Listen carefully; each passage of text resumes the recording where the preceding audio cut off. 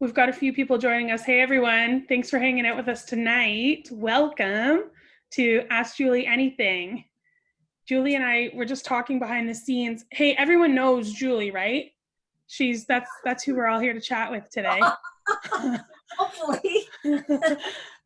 Julie and I were talking behind the scenes, and Julie thought maybe it would be cool if we did something a little bit different tonight. As always, we'll take your Q&A in the Q&A area, but if you feel comfortable, we'd like to have you ask it live. I can ask you to turn your mic on, and we can chat live together as a community, as a family. What do you think? Yahoo, Peter. Hey, Pete. I know what you look like, Peter. I think it's so cute because I actually get to see people, right? I don't know if you'll be able to see them, but you'll be able to hear their voice, at least. Yeah, you'll be able to hear their voice. Yeah.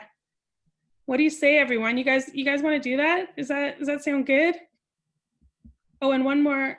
Hey, Tiff. One more quick thing. If you could change your chat to all panelists and attendees so that everyone can see what we're talking about. Everyone can join the conversation if you wouldn't mind. So what do you say? Let's get it going. Oh, I have a small joke, Julie. I have a small joke before we get started. Okay. Did you notice that my background's different, Julie? Oh, there's a dog and a door. Yeah. Noted. So I recorded some video for Julie, and we were looking at it the other day, and she says, "Yeah, it's great. Except, is that your laundry hamper in the background?" And it was. It's perfect, except, is that your laundry basket? Maybe we can move the laundry basket. That was funny. It was, yeah. So I thought I'd try something else, something new. Hey, Joy. Thanks for joining us. All right. Let's get this show on the road. Vicky here has a question. Vicky, do you feel comfortable asking live? I'm going to give you the mic. You should be allowed to talk now, Vicky. Let us know if you feel comfortable, or I don't mind asking it for you. Hello? Let's make sure she's not muted. Hello? Hi. Oh, hello. Hi. I didn't know how to do that, so I guess we're good. Yeah, we're good. I wish I could see it. Too bad we couldn't see them, but oh well. Oh, where'd she go? Oh, I just asked her to be a panelist. Maybe you'll be able to see her now. She has to turn on her video though. I, again, don't know how to do that. Okay, that's okay. right. Don't worry, Vicky. Ask away. At least I can hear your voice. Okay, well, so this is not my dog. But it's a dog that I know very, very well. He had Parvo as a puppy, and he's now 18 months old. And my question was, does surviving Parvo as a puppy mean the intestinal lining is permanently scarred? He's starting to show gastrointestinal distress symptoms, kind of like leaky gut. Yeah. So I'm wondering how to help him. So sometimes it can be permanently scarred, but more times than not, it's traumatized. And at 18 months, then he's still young enough that I would say that you'd be able to reverse some of that. It's such a wide range, because some puppies get Parvo and they're near death, like they're really, really bad, and they have it for a long time. Some of them get it and they recover quite quickly. Depends on what they did prior to the Parvo, like whether they actually did some probiotics after, or try to help to repair the gut. So if he's 18 months now and he had it as puppy, is that right? He did, and I seriously doubt. I mean, he, until he was about 15 months old, he was very very much Western treated and a kibble eater. Okay. So I doubt there was any early intervention for that. Yeah. Okay. Well, that's all right. Don't worry. But there is, because he's still young enough, 18 months is still young enough to recover and rehabilitate some, and also to compensate, like really, really compensate well. So in a case like that, you know, I'm not saying this to sell products or anything, but one of the products in leaky gut, in the leaky gut protocol, is the liquid. It's the homeopathic liquid called Gut Seal. And the philosophy behind Gut Seal is that a lot of people are out there trying to heal leaky gut. But, you know, what happens is if you get cut, so I'm going to ask you, Vicki, if you get cut and it heals, what often can happen? After it heals? Yeah. I don't. It's scars, right? Oh, sorry. Of course. Yeah. So you get a scar. So a lot of things like slippery elm and marshmallow root and all these really lovely things to soothe and replenish the mucosal lining of the gut, it does that. But then what happens is when the mucosal junctions are starting to come together, when they come together, often what happens is because there's been so much inflammation, there's scarring. So when you look at an ultrasound of an inflammatory bowel disease or an animal that's got severe leaky gut or gut trauma, you will see gut thickening. So they'll say the mucosal lining in the ultrasound, the mucosal lining has thickened to, you know, a certain, and they'll measure it, right? So when I was doing this at my clinic, when I created Gut Seal, I put a homeopathic remedy in it to break down the scarring as the gut is healing. So when the mucosal junctions actually come together, they're going to come together in a much more healthy, normal way than coming together and then kind of being still separated on the inside because of scarring. So that would be what I would be recommending, is to do the whole leaky gut protocol with this dog, because you're going to be replenishing good bacteria. If he's showing signs of gut issues, like if he's getting diarrhea or bloody diarrhea or whatever, then he's in an inflammatory state. So it's not just scarring, it's actually there still is an inflammatory state, or if an inflammatory state has happened because of the scarring or because of the trauma, you'll never know which is coming first. So by doing that, you'll replenish the gut flora. The enzymes will help him break down his food so that the body can digest, so that doesn't put as much stress on the gut. And then the homeopathic remedy helps to decrease inflammation, increase the collagen, decrease scarring. And that's what I would do with him. I would definitely do that with him, but I would do it a little different, where I would do that.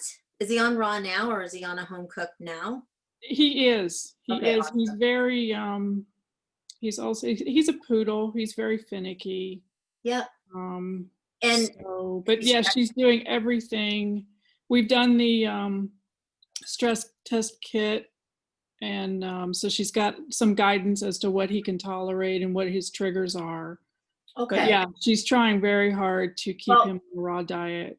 Okay, so 3 things you want to remember is you want to heal the gut, but don't forget he's 18 months old. He's had this since he was a baby. It's not going to happen overnight. Right, so right. Next thing is to be sure that he's getting, and this isn't about promoting products or whatever, even though I am talking about products in this particular case, because that's how I came up with these products, right? I came up with them through formulating them in my vet clinic precisely for stuff like this. So the phytoplankton, phytosynergy, what can happen is, because it doesn't need to be digested by the gut, it actually can start to feed nutrients through the mucosal lining of the mouth. So when an animal is in that kind of state, and if there is scarring and really severe gut trauma, their first thing that happens is they become, and being how old he is, you wouldn't notice this, but they become deficient in nutrients. So they're actually, they're actually nutrient deficient.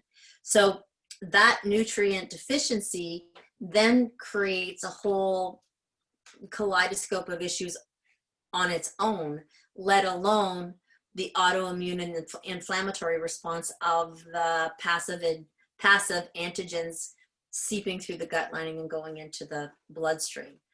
So I would be doing phytosynergy, I would be doing the leaky gut protocol, and what she could do is she could in fact do 1 day of gut soothe, and then the next, if she really wants to ramp this up and try to heal this puppy as fast as she can alternate it with Phytosflora.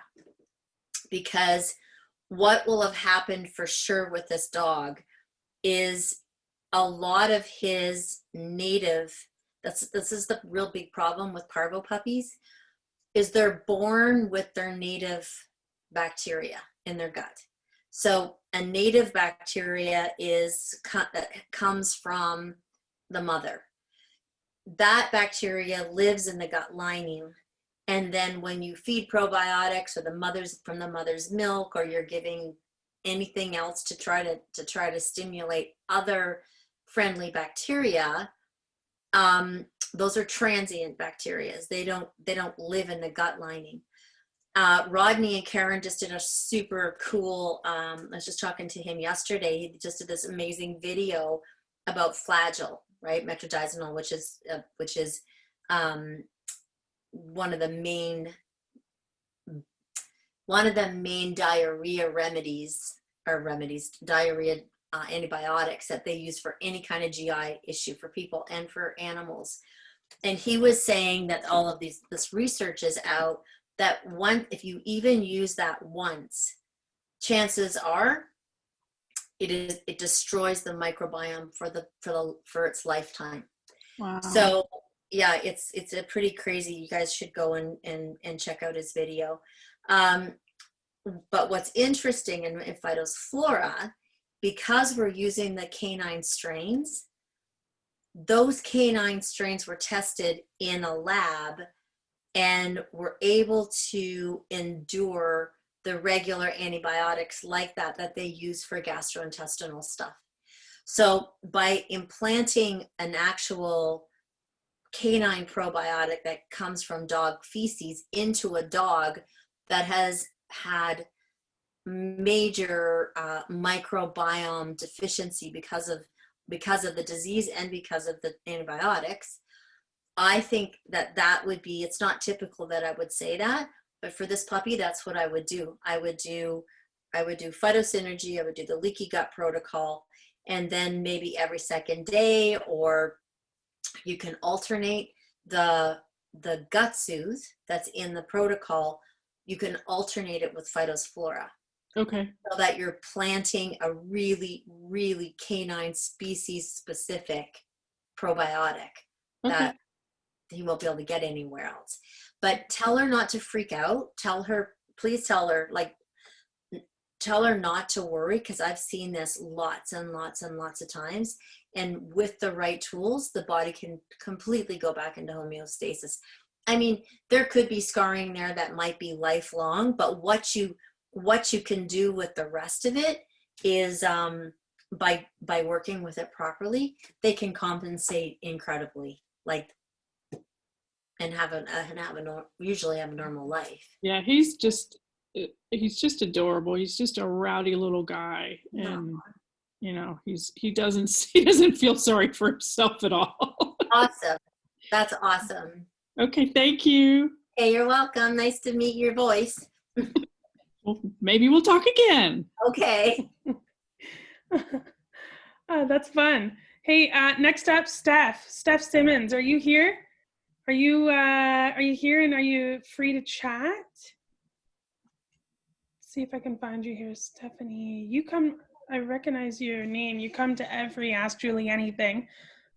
So Steph, can you chat? Hey. Hi, Hi. thank you for taking my question. Oh, dear. Thank you for giving us your question. Well, I originally put my first question I've decided to put to the side and ask you something different. Okay. I have 3 standard poodles. Oh, more poodles. One is Okay. 13, one is 8, and one is 6 months. Okay. I currently feed them twice a day. I would like to move to once a day if that would be suitable. Yeah. Do you have a reason why you want to go to once a day? Well, convenience, Okay. selfishly.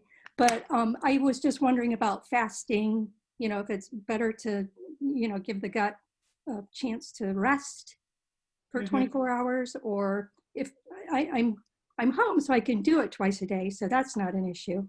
Mm-hmm. Well, you know what? You've got 3 really different ages. Yes. You've got a senior who's going to be pretty, whose body is going to be pretty. Is she a healthy 13?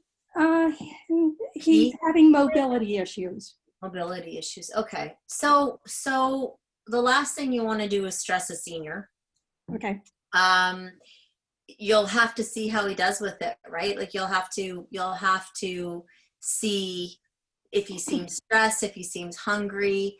I would never just go from 2 feedings to 1. I would be doing like let's say you're going to quit the morning feeding. Let's just use that as an example. I would feed 3/4 of their meal in the morning, and then at night I would be feeding them their regular meal plus 1/4. Oh. I would do that probably for a week. Okay. And then the next week I would do half of it in the morning and then 1.5 in the evening. And I would do that for a week. I should maybe have told you that, excuse me, I fed them once a day until we got the puppy. And then I just felt bad feeding the puppy 2 or 3 times a day. And the other 2, like, hey, what about me? Oh my gosh. You know what? It's the same. I'm in the same boat right now, only it's at bedtime. I have a dog that has acid reflux. Oh. And from a really bad gut surgical trauma. And I have to give him something to eat before I go to bed. So now he gets it. Our other dog gets it. Our 3 cats get it. So it's like this big, huge, like smorgasbord before we go to bed every night. And it's really, yeah, it can get tiring. But how old is your puppy? How long has this been happening? She's only 6 months. 6 months. I would still, because of your senior, I don't like doing anything drastic with older dogs. So I still would do it over the course of 2 weeks. Okay. I would slowly move it down over the course of 2 weeks. Have you ever fasted your older dog before? No. Okay. I would be really careful of that. It's not that I don't believe in fasting. I think fasting is good, but I personally have lots of colleagues that believe in like full fasting, like full day, like nothing.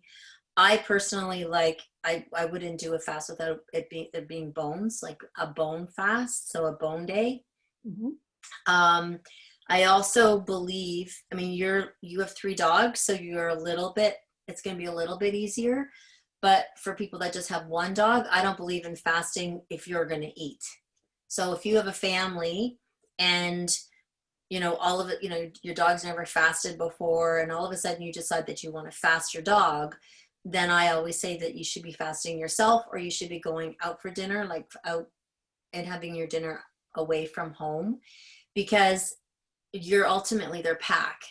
So in the wild, they fast not because they choose to, they fast because they can't eat. They can't get prey. So when you're eating and your dog is either hungry and gets fed around dinner time or whatever, what winds up happening is they smell food, they have the routine, they see you eating, and they start to produce the enzymes that they would if they were going to eat. those enzymes are really, really powerful because they're used to break down food. So I've seen a lot of issues happen from fasting when they're not used to fasting, and then nobody else is paying attention. Because in nature, one animal wouldn't be fasting and the rest of the pack eating. So you have to try and simulate that. And I think your 2 younger dogs would be fine with doing a fast day, like a bone fast day, but your older dog, I would be careful. I'd be really careful. Like, I would almost feel like if you're only feeding once a day, that he should go maybe to a different room when they don't see him and feed him. I don't know. It's up to you. I don't know how stressed out they get. I don't know how sensitive they are. Some dogs, it doesn't seem to bother them. Some dogs, it really bothers them. I really sit on the fence with fasting. I think it's an excellent thing to do. I just think we have to be really careful and treat every animal as an individual and how they react. Because the last thing you want, especially if he's got inflammation in his joints right now, is to increase his stress and increase his cortisol, because that will create more inflammation systemically through his body. Okay. Well, the good news is he gets to eat twice a day because we got a puppy. Right. So, all right. But you know what? Mix it around, because you know your dog better than anybody else does. You'll see if whether or not they're adjusting or they're not adjusting. Are they looking healthier? Or they have better energy, or their breath is better, or their coat is better. Okay. You'll know. Okay. So I can play around with it and see who Oh does my gosh. well. Okay, one really fast thing, because I think this is important. I think playing around with their food is really good, because from a timing, from it not always being the same time, because then it in the wild they would never eat exactly at the same time. So, again, if he's 13 years old and he's used to eating every single day exactly at 5 o'clock, maybe one day I'd feed him at 4:30, or maybe one day I'd feed him at 5:30, and then maybe 3 days later I'd feed him at 6:30, or just getting them used to. And again, when they're 13, they're pretty routine. But any younger dogs, I think it's really good. That way they aren't so tied down to an exact routine that then they get super stressed if that routine gets off. Good. I like that, because, you can't always feed at the very same time every single day. So I think it's better if you vary it. Yeah, So, for sure. Great. Hey. Thank you. You're welcome. Nice to meet you. Alrighty. I really like this. This is a lot of fun. I get you. And I don't have to stumble over all the hard words. Peter, you're up. Here we go. Hey. Hi, how are ya? Good. How are you? I'm good. Thank you so much for all this information. It's amazing. My question is about the healthy soil that I feed Allie. I get it from, I have the place where I get her food in Georgia. They ship it to me frozen on ice, and they take I always ask them for a bag of their healthy soil from their pastures. And it's the regenerative agriculture. I can never say that word right. But it's amazing soil. And so, they sent it to me in a bag, and it was like partially frozen because it was on the ice.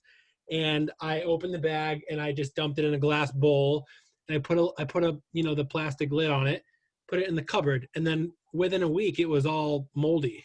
And I realized I had been feeding it to her moldy for at least a day or two, and now I'm kind of a little freaked about that. But what would be a good way to store it in the future? Well, maybe it was because it was wet. Yeah, it definitely was. Yeah, I would probably store it in something where it's Billy would probably be the best person to ask for this. Okay. Right? Billy Hoekman. But I would probably store it where air can get underneath it. Okay. And through it and wide. So almost like, have you seen those celery, like a celery tray? Yeah, I think I know what you're talking about. Yes. It's like this long. It's like the length of celery.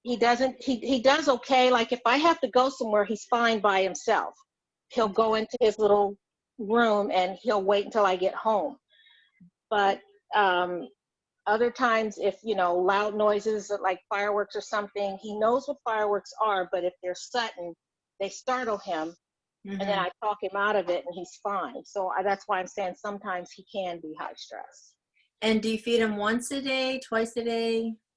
I feed him twice a day, 2 cups of raw in the morning and 2 cups of raw, just like you were telling someone else to vary the times.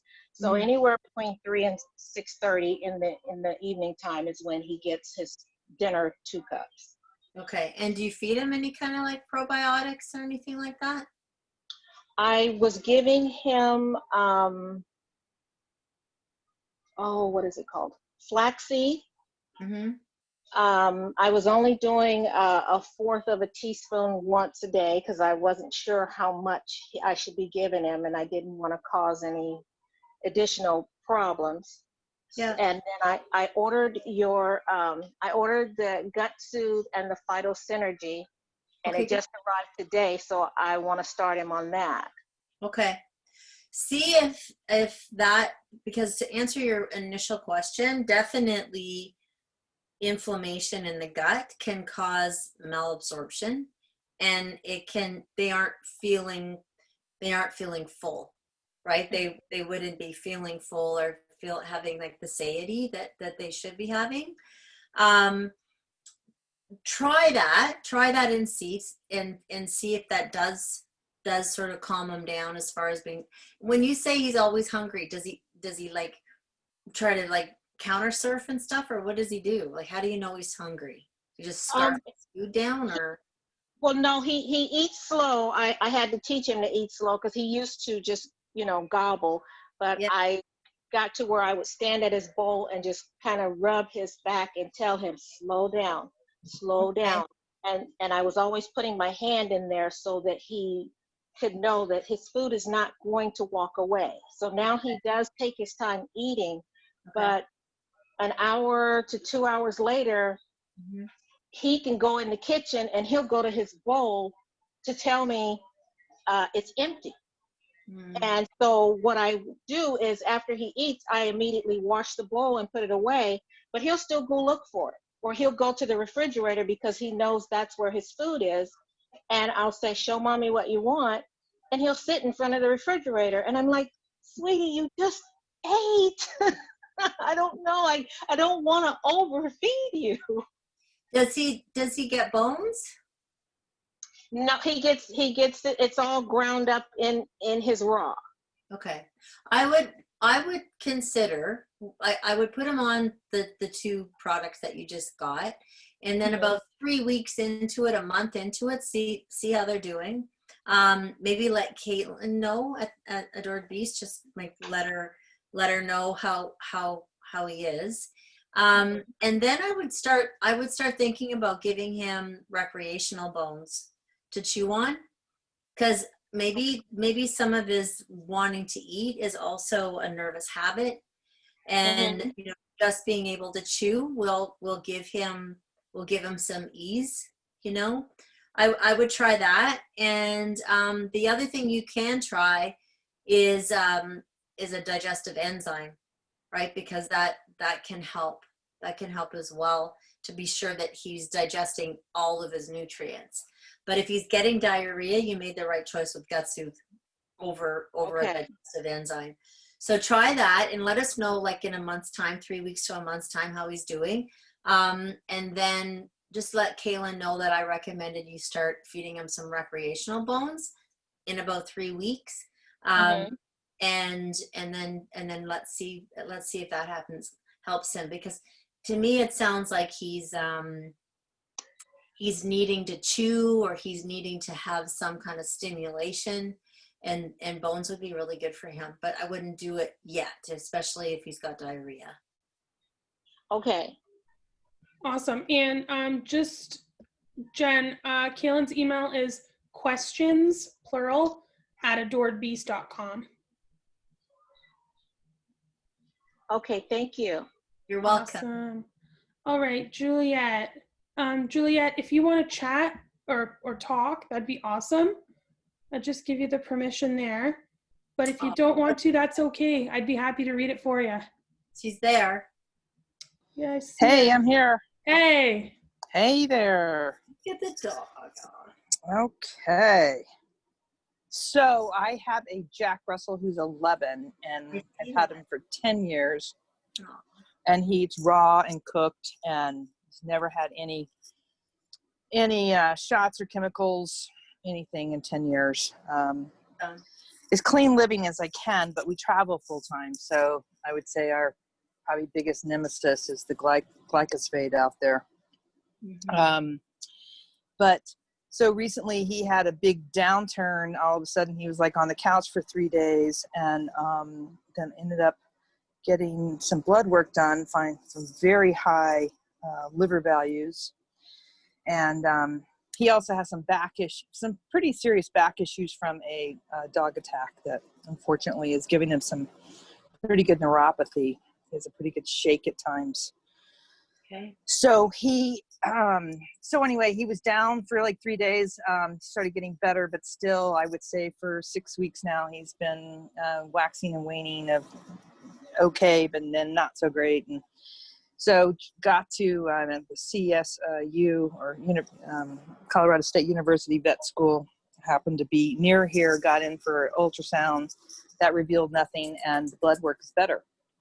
So I started thinking I was giving him the spirulina and chlorella that we were all taking, me and my 2 dogs, and I started thinking, I wonder if I created toxicity with that, because I didn't get it from probably the best source. And I mean, it said it was organic, but now I'm starting to question myself if I poisoned my own dog.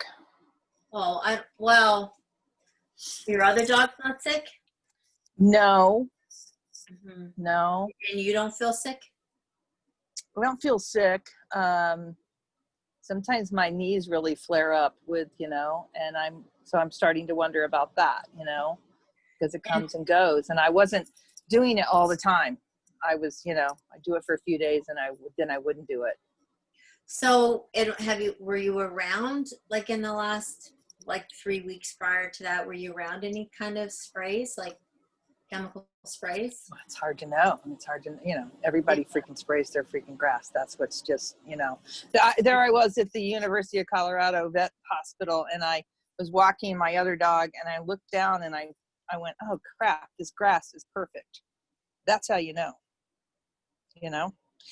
And so I went, geez, get off of this, so that's how, when I find nice weedy, grass, and I'm like, okay, we can walk here. Lots of dandelions. Yeah, and just all sorts of natural stuff. Then I'm like, yay, we could, But that's the problem, is freaking everybody uses Roundup. And we had been going to a dog park in Bozeman, Montana. There was a pond. I actually called some vets up there. They said, no, nobody's been getting sick. Because, hundreds of dogs were in that pond every day. So, they would know that pond had some kind of algae. So, I'm trying to, it's like, was it a toxicity? How do you feel about the chlorella and the spirulina? Well, you have to be really, really careful, right? Like, you have to be really careful of your sources of any kind of algae or anything like that. Right. That's what I'm thinking, that I'm throwing all that out. It took me 8 years to source the my phytoplankton. Really? To find a source that I trusted enough. Because even when you hear all different things. Oh, anything that comes from the ocean, it's got mercury and radiation and da da da da da. Right. But then now they're saying anything that's coming from these crystal clear lakes and stuff have acid rain and have all kinds of different chemicals that way. You have to be careful how it's dried, how it's stored. Right. There's a lot to it. So if I always tell people to listen to their guts. If you think that it's a possibility, I would stop it. Yeah. Definitely stop. Yeah. I definitely wouldn't give it. And there's another option, like that I talked to Peter about. there's a homeopathic remedy called Nux vomica. Yeah, I And- gave him some last night. You did? Awesome. Perfect. Yes. Yeah. Yeah, because he's having a really hard time after all that anesthesia from the ultrasound. So Oh, his joints, you mean? I don't know. He's just, he's better finally tonight. That was Monday. Afternoon. So if he had lots of anesthetic and he Yeah. had liver enzymes, I would give him a remedy called phosphorus. Phosphorus. Phosphorus. I got some of that. Yeah, it's really, really good to clear the body of anesthetic, and it's the best to use for anesthetics. Okay.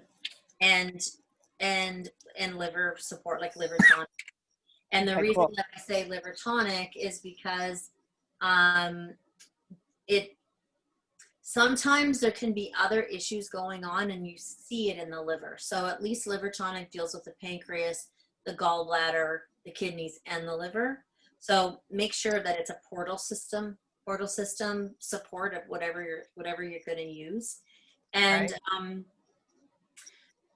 and I would start, if he's really having a hard time with his back, I would be addressing his back. I would be looking at, like, Jump for Joints is incredible for that. I have a horse that has severe spondylosis. Like when I rescued him, he was dragging his back leg, and it works amazing for him. It just works incredible. For Jump him. for Joints. That's Yeah, on your site. That's on our Okay. site, and for his age and what's going on, I would get the extra strength. It's Okay. It's really reasonable price. It goes a long way. And what's nice about it is you could start them off with it like 3 times a day for maybe 2 or 3 days, then go to twice a day, and then see. Maybe some days he'll need it once, some days he'll need it twice. So, Okay. and you don't have to be scared of it, right? Because Yeah. it's not an NSAID or anything like that. But if he gets the shakes and stuff too, Yes, he does. yeah, try that. And I would really try that because it really does help with any kind of joint stuff. But I'm going to be interested to see when you give him some phosphorus, Yeah. see if it helps, see even if that helps his shakes. And if it does, you can give him a dose of phosphorus every month. Once a month? Yeah. If it helps, That's it. if you give it to Okay. him, it helps. Yeah. Okay, excellent. That is very helpful. Thank you so much. Oh, you're welcome. Thanks, Juliet. I put the link to the Jump for Joints in the chat if you like. Oh, thank you. You're Go welcome. online right now. All right, Tara, here we go. All right. There you go, Tara. You should be able to ask your question now. Can you hear me? Yep. Hi, Tara. Okay. Hi. So I have a 9-year-old Ridgeback, and the last 2 months has been pretty rough for him. He was diagnosed with ventricular tachycardia, GI disease, and what's the other thing? Laryngeal paralysis. All of them. So all 3 things within the last 2 months, where normally he's been like a super healthy, very active Rocky Mountain hiking dog. So now, since he's been on all these different medications for the last 2 months, he has had constant diarrhea. And I feel so bad for him. And it's not getting any better. And we've tried the healthy gut for the last 2 weeks. Healthy gut? Yeah. And I don't think that that's working for him No. yet anyways. So I'm not sure. That's just what we were told to use by the person at the pet store. So I have no idea. I'm at a loss. I feel so bad for him because Okay. So take it back to your pet store and tell them that you need gut soothe, not healthy gut. okay. Okay. And switch them. But he's been using it for 2 weeks, so I don't think they'll take it back. Yes, they will, because we take it back. It's not got nothing to do with them. Oh, okay. Yeah. You can just say you talked to the formulator and the owner, and she would like you to exchange it. And what they'll do is when they place their next order, we'll replace their healthy gut. Okay. Okay. So that's number 1. And Just a quick question. I'm sure that they did. Did they check him for Lyme? No, I don't think so. He had a scope done, Mm, and that determined he had inflammation. yep. But why would you think? Because all three, I'm not saying that it is, but I would definitely check it. I would check for a tip-borne illness. If he was super healthy and then all of a sudden he's getting laryngeal paralysis and he's getting like heart stuff and he's getting GI stuff, to me that sounds like some kind of an invasive insult. You know, like a dog that's pretty healthy and then all of a sudden crashes and has 3 different specific problems, I'd be looking at something maybe underlying that's creating all 3 of those problems. Where do you, We live in Calgary, Alberta. okay.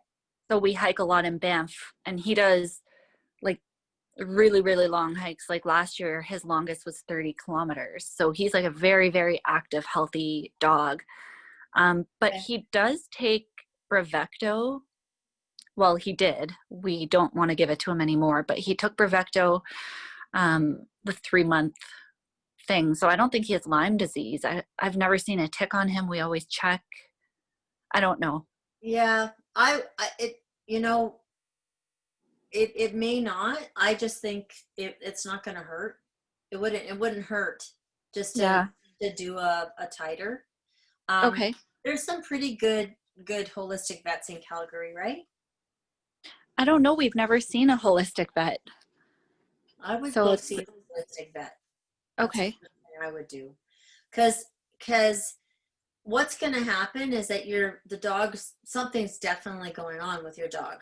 And then like you said, all of this medication is going to have a layering effect on everything. It's going to start to, you know, it in the immediacy, it's trying to balance him out and trying to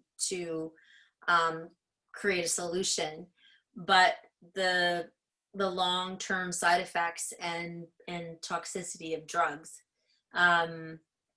can create a whole different non-organic pathology, right? Like a created disease. Yeah, and that's what we're worried about because he's on 5 different drugs and one of them is a steroid and I'm terrified of it. Yeah. And what are those other ones that he's on? He's on 2 antacids, Mm-hmm. metoclopramide and omeprazole. Yeah.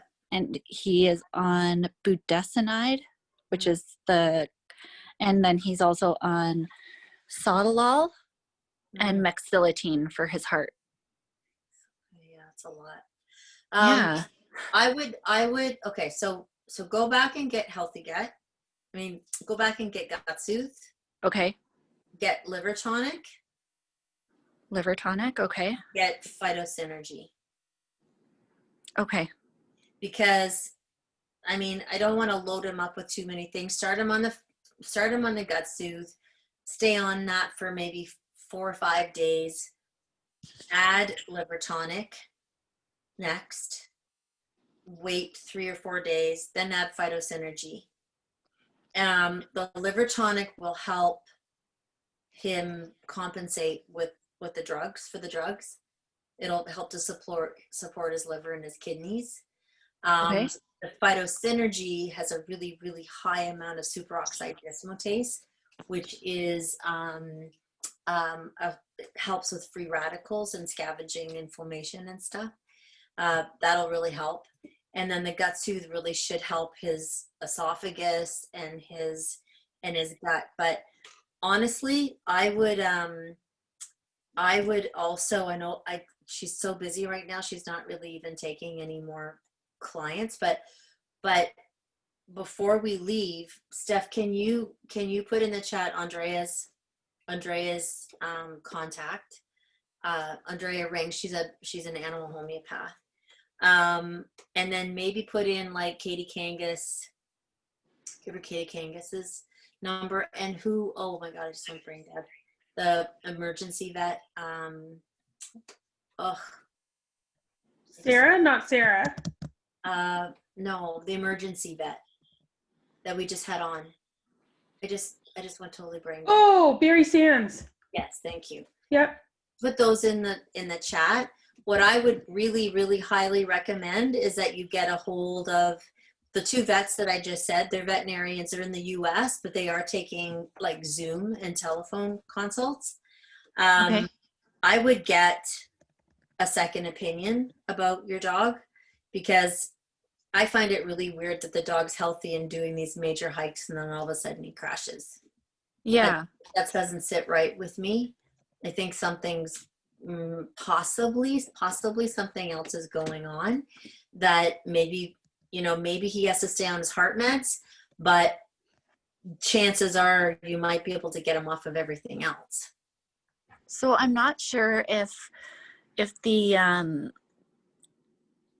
GI issues or if the laryngeal paralysis is linked in any way, but I don't know if that just came out of nowhere, because we've been dealing with our vet for almost a year now. Actually, it's been a year, and he was retching before. He would do like big retching sounds. Yeah.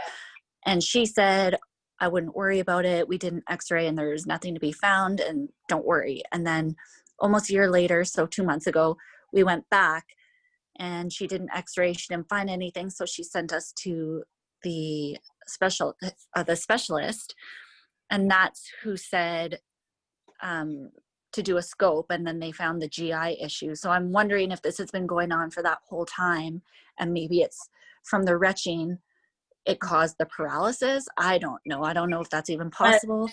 You know what though? You can, and they'll say there's really nothing you can do for laryngeal paralysis, but homeopathically, there's some really incredible things that you can do for laryngeal paralysis. So I don't know. It's hard for me to tell you to do all of these things.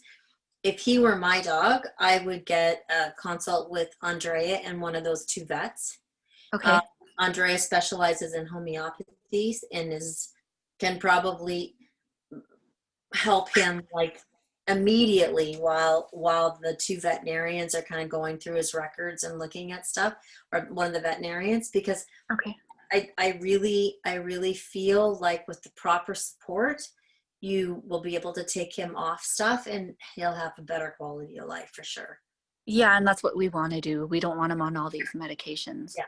Well, good. I'm glad you asked me, because I think that you probably can. Okay.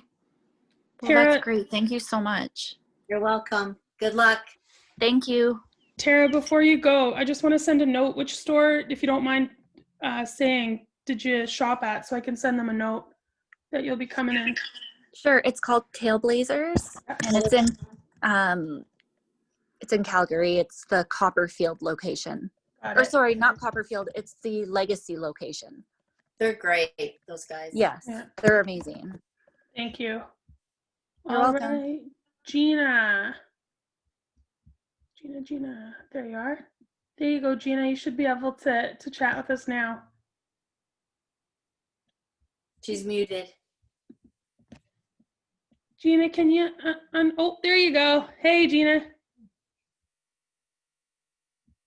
Can you hear us okay? I can ask Gina's question.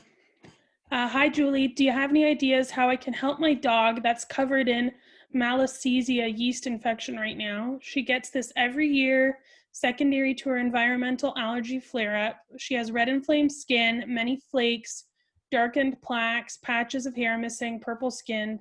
Thank you. Purple skin. Yeah, Poor thing. I was just gonna say, oh my gosh. Yeah, I've seen lots of those. How can you help? Well, diet's a big one. I'm not sure what kind of food this puppy's on, but definitely diet. If you're vaccinating or you're doing a lot of flea products or anything like that, I would be reducing that exponentially. I wouldn't be doing any more vaccines. I would just be doing titers or probably choosing not to vaccinate anymore. And then I would be looking at his microbiome big time. So species appropriate diet.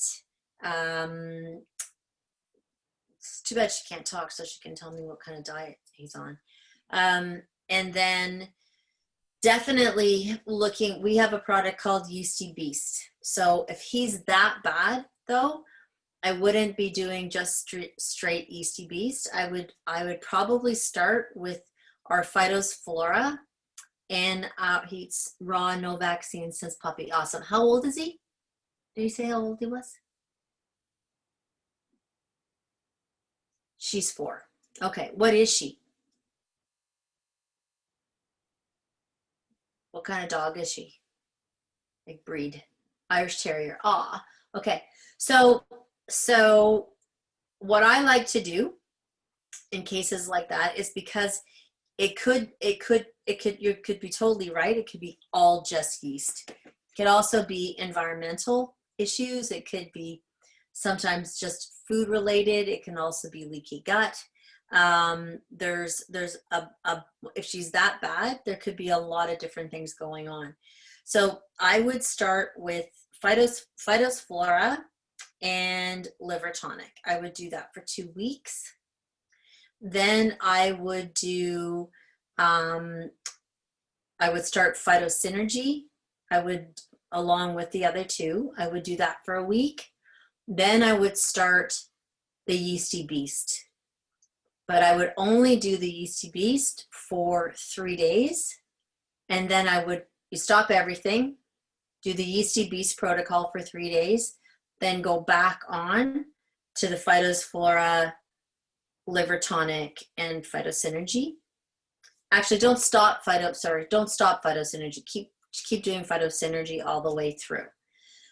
The only thing that you're going to alternate with is a Phytosflora and the Yeasty Beast protocol.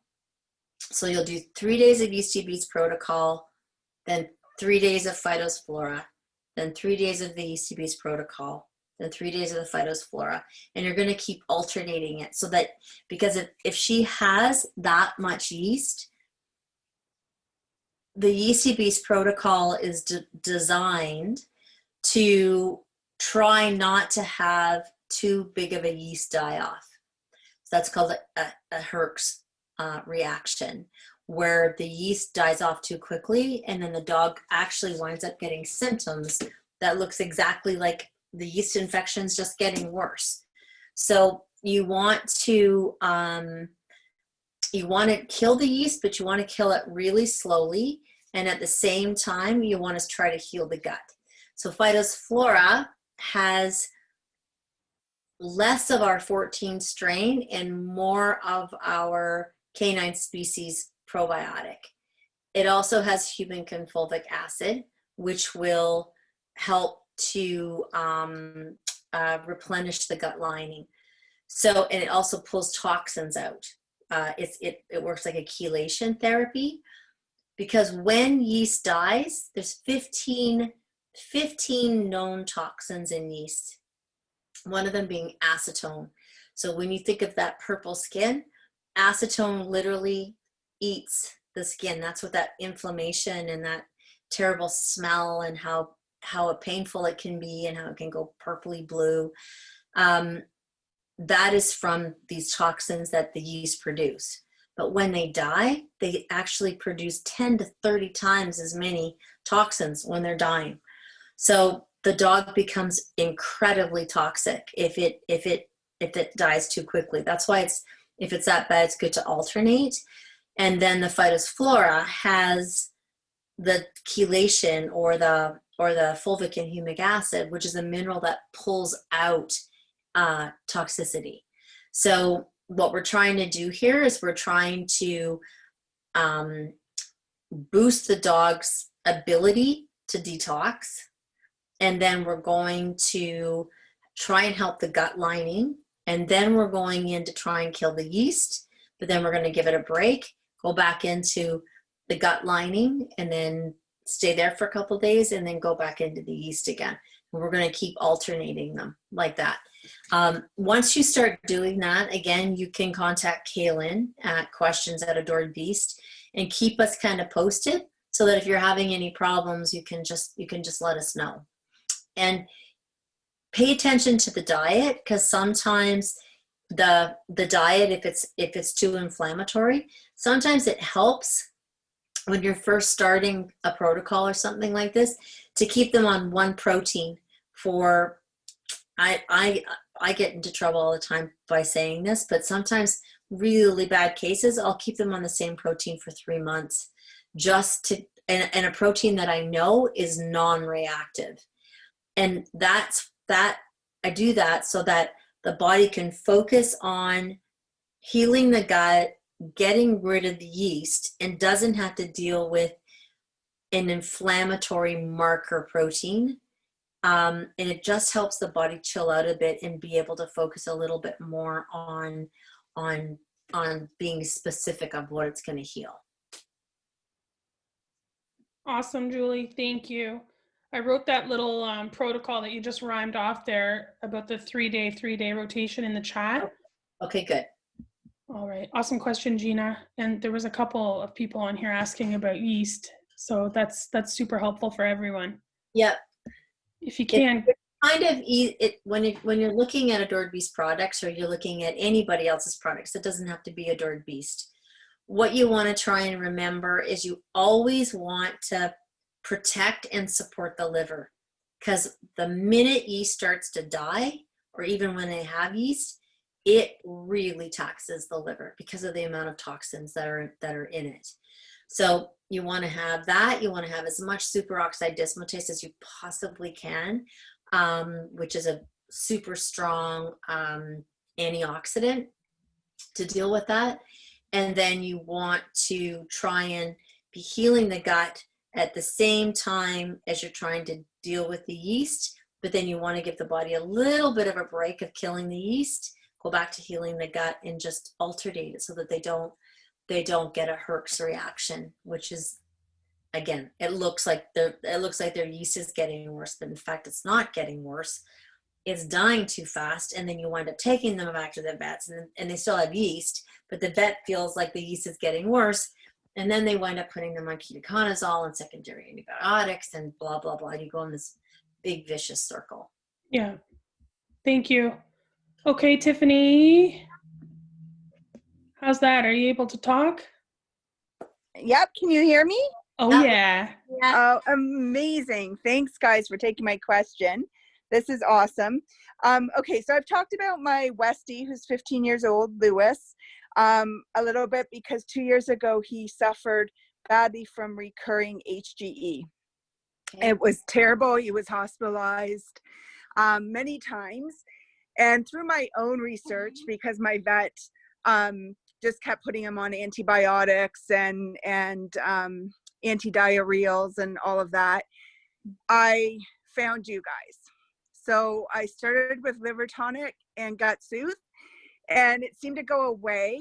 And after doing that, I did a full leaky gut protocol. And since the leaky gut protocol, he's been on Gut Soothe and Phytosynergy for about 1.5 years. And recently, I now rotate in Phytoflora because that product is awesome. He's never had another bout of the HGE. So I'm super thrilled about that. And my question now is just how I'm using the product. So on October 1st, I started him on a fall liver tonic. So I do that for a month or two, always in the spring and fall, no matter what. Okay. Do I keep him on Phytosynergy and Gut Soothe and all through this? Like, how do they layer together? So, how old is he? 11? 15. 15. Mm-hmm. You know, I've never, when an animal is that age, I never worry about taking them off of liver tonic. I think liver tonic is one of the most gentle, supportive things, because The liver is usually the one that starts to get compromised as they get older. So I wouldn't, and considering his history, I wouldn't worry about that. Phytosynergy to me is a food. It's not really a supplement. Okay. My animals get it day in and day out. I take it twice a day, no matter what. And with COVID and all that kind of stuff and stressful times, sometimes I take it 3 times a day. So I consider phytosynergy a food. I don't even consider it a supplement. So I wouldn't worry about that. Then I think what you're doing is perfect. I would be alternating Gut Soothe and Phytosflora, because Gut Soothe, you're focused on the inflammatory process and keeping that those junctions as pliable and smooth and moving and healthy as you possibly can. You're giving lots of larch. You're giving, which is amazing, for, you know, cancer and for a prebiotic. And then you're giving the 14 strains, and then acetylglucosamine and L-glutamine. Like, you can't go wrong doing that. And I would do that, and I would alternate it with Phytosflora so that you're not, you know, it's less expensive. You're not overdoing both of them. And then Phytosflora, as you probably heard, you're going to be dealing with anything that your pup might be picking up outside, like any kind of chemicals or Roundup or environmental toxicity. It really, really helps to clear the body for that. It also really helps to seal the mucosal junction. So keeping that mucosal junction as happy and healthy as you possibly can. I think that's a really good basic regime, like rotating regime. And if you see, you know, it would never hurt for you to have, are you in Canada or the US? I'm in Canada. I'm up in Ontario. Okay, so you can get our go-to, it's called. I have that. I just used it on him when he had he sprained his leg, and I used that for a few days, and it was awesome. Okay, great, good. So he's not he doesn't have his arthritis. Doesn't have arthritis or anything. He does. He's getting very stiff in his hind end, like he's not able to get up on the couch as easily as before. And I do jump for joints, extra strength every day. Good, because I was gonna say when they get hemorrhagic gastritis or when they're getting kind of like massive GI stuff like that, we always have to think about immune mediated, you know, like something to do with his immune system, and also cortisol and stress and all that, and pain can create higher cortisol levels. So, you know, keeping him out of pain. But what I was going to say, if you ever notice that he's getting soft stools again, or you think that he might be ever coming down with another bout, yep, start him immediately on go-to. Like, give him go-to like right away, and you can even give it to him every like 2 to 4 hours, 4 times. Okay. And what that can help is it'll help to maybe derail the initial inflammatory response. And if he's on Phytosflora at that time, don't stop Phytosflora, but add Gut Soothe to it. But I think I don't think he's gonna. If you're sort of if you're using Jump for Joints extra strength, and I don't know how many times a day you're giving it to him, but you know, if you notice, oh, today he's particularly stiff or he's particularly sore, you can give him Jump for Joints 3 times that day. You know? Okay, that's really good to know. Like yesterday we had a 2-hour walk, and I wondered if he should have more because he seemed a little sore. Yep. You can totally do that. And that keeps his cortisol and the stress levels down from pain, and that will help to keep his gut balanced and everything sort of balanced. Amazing. And should I be adding healthy gut in at all? I know his food, he eats a dehydrated raw Honest Kitchen is what I'm feeding him. It's just, for him, it was the best, most digestible. Yeah. But I do notice it's not always fully digested. Like I do see bits and pieces in his stool. Have you ever used Healthy Gut? Only did that come with leaky gut? I had some at the very beginning, so just only with that. And was he okay with it? That we finished the whole protocol, and he seemed good. I just didn't know if I should. You know what? I would only use, because of what he has, and you're already on all this other stuff. Yeah. You could give him Healthy Gut like every 3 days. Okay, great. Because I was thinking it will help him to digest, but Healthy Gut's really strong. Like it's a really strong digestive enzyme, and you can try it and see how he does. You should be able to notice a difference though, right? So you should be able to see a difference in his stools, like digesting his food better. Okay. But not just that, I would think you might see a little bit better, less limping, right? Because you're getting more nutrients if you're digesting your food better. So, and also digestive enzymes can help with inflammation. So don't overdo it because it's really strong. And if you're going to start it again, I would probably start him on half a dose and see what he does. And then I wouldn't give it to him every day. I maybe would give it to him 3 times a week. Fantastic. And I was thinking about putting my puppy, who is a half Scotty, half Westie, 11-month-old. She gets hemp oil right now, and I sprinkle in Phytosflora every few days because I wasn't sure at her age. And I was also thinking about getting her some Healthy Gut.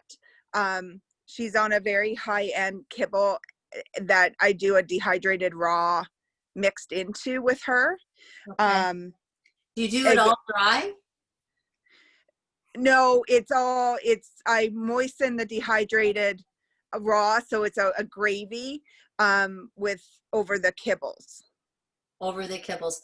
Then Healthy Gut would be really good for that. Okay, so I'll get it for her anyway. And would she be on it every day or just need it a few days? Well, yeah, she could be on. How old is she?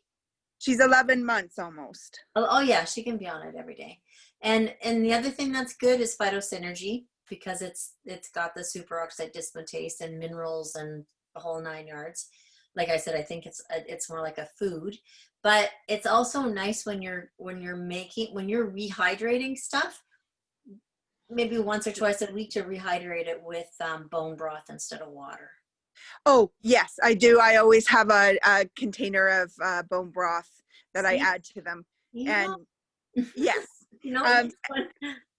And you did answer, I think, already for me. I take Karen phytoplankton powder myself, and the dogs get the Phytosynergy.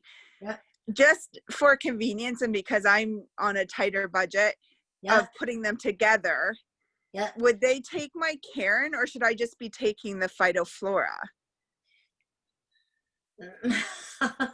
I know you really well. So, you know what? Why don't you do this? Why don't you alternate it? If you're on a budget, why don't you go 1 bottle 1 month and then 1 bottle? Why don't you go Karen 1 month, Phytosflora or Phytosynergy 1 month, Karen 1 month? You know what I'm saying? Not 1 month. Go through 1 whole bottle for everybody, and then change to the other brand. Then go through 1 whole bottle, then change to the other brand. Beautiful. Yeah, because we just went on cocoa therapies. I loved that session, by the way, and I've got the MCT oil on order for all of us, so it should be here shortly. Okay. Awesome. Well, thank you for your time tonight. Have a great night. You're welcome. You too. Okay, thanks. Bye. Bye. I promised Natasha she could ask her question, but I forgot that I promised Christine from Australia, who had to take off, that I would ask her question for her. She's going to watch the replay.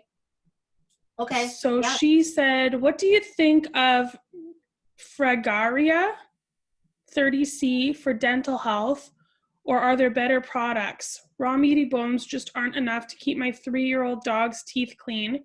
I also brush daily with coconut oil, raw diet, 0 kibble. And she's doing a probiotic?